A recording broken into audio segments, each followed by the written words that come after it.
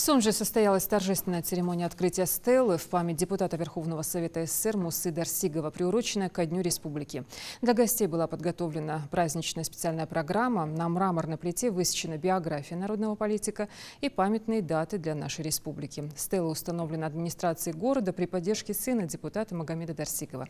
Как признаются сотрудники, идея создания небольшого мемориала возникла уже давно. Также имя Мусы Дарсигова будет носить аллея, на которой был установлен барельеф.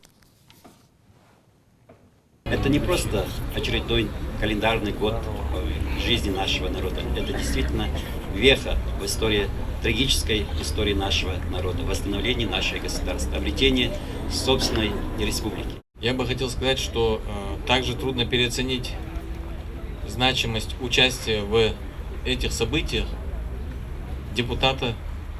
народного депутата Союза Советских Социалистических Республик Мусы Юсуповича.